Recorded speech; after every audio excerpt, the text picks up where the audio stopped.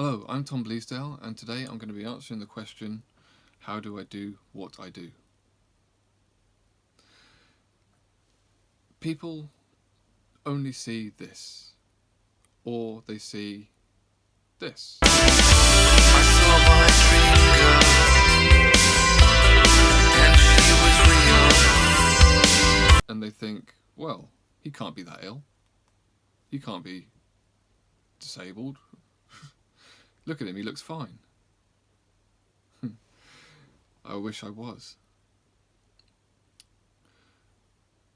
How do I do those things? People don't see they don't see me when I'm like this.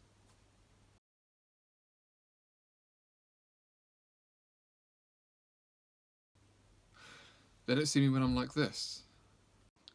This is the side of me I generally don't show people. I've been having this horrific flare-up for the past couple of hours. But this is what people don't see, and this is what I spend the majority of my time, majority of my life experiencing. And what people don't know or understand is that I spend 90% of my time like that. This is me pretending to be okay. Right now, I'm in a lot of pain throughout my body and I'm trying to hide it. I feel very ill. I feel shivery on the inside and I feel stretched and pulled apart on the outside. My muscles are cramped up and it's horrible. That's what I'm physically going through right now. But it doesn't look like it, does it? Because I've been living with this illness for like nearly 15 years now, maybe longer, and I've learnt to try and hide it as much as I can because no one wants to be around you when you're ill.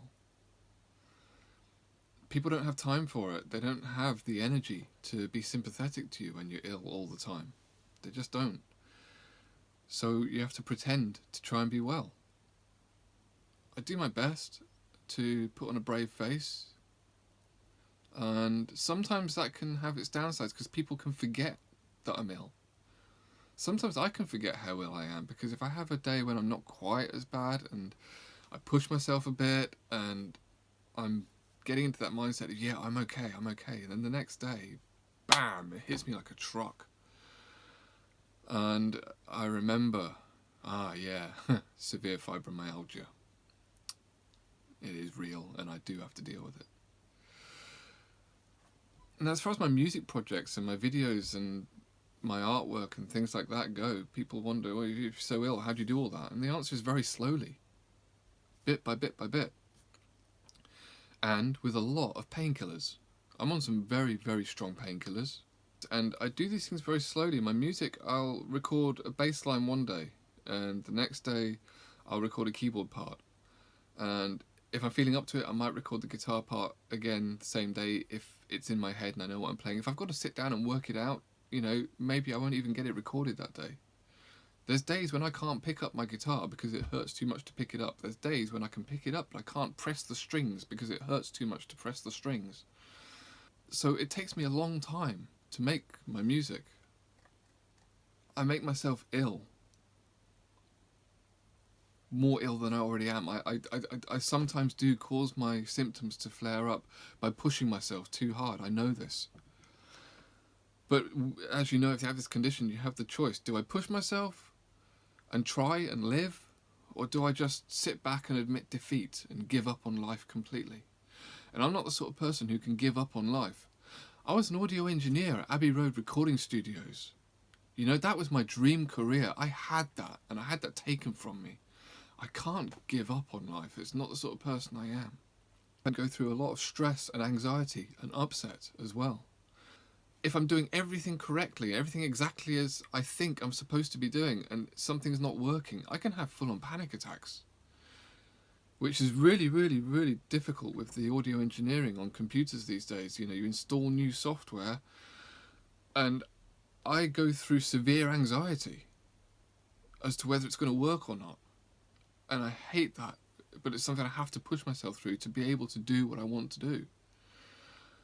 I push myself through pain, I push myself through fear, I push myself through anxiety.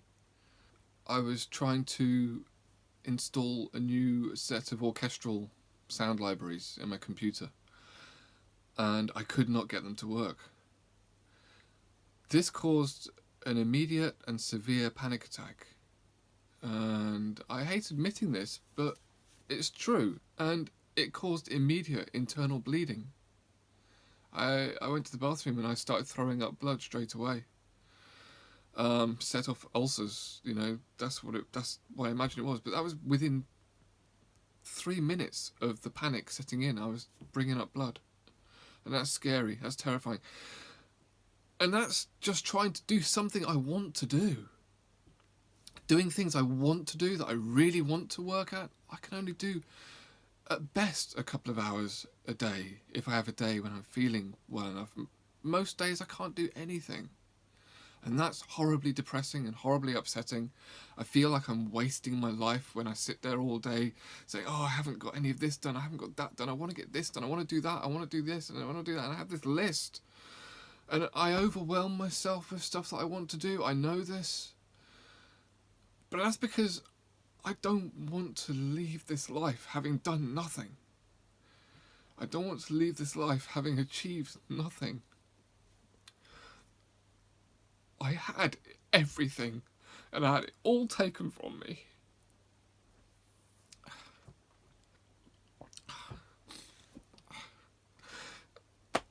It's upsetting what we have to go through. It's not fair what we have to go through. What I've lost, what you have lost, if you've got this condition or a similar condition, it's not fair, it's not right, but we can't give up, and I'm not giving up. So, I take the pills I need to take to do what I need to do. I push myself, I make myself ill to do what I need to do. I pretend that I'm well to do what I need to do. And I don't give up. So yeah, that's how I do what I do. I pretend I'm well. I pretend I'm not afraid. And I pretend that I'm strong. And I think that's what makes me brave. When you're afraid and you try anyway, that's what makes you brave. So, at least I have that. So yeah, in a nutshell, that's how I do what I do. I push myself, I take painkillers that I need to take, I make myself ill, I suffer for what I do. I really do. That's all we can do, is just keep doing what we can do to make ourselves feel worthwhile and make ourselves feel good about ourselves.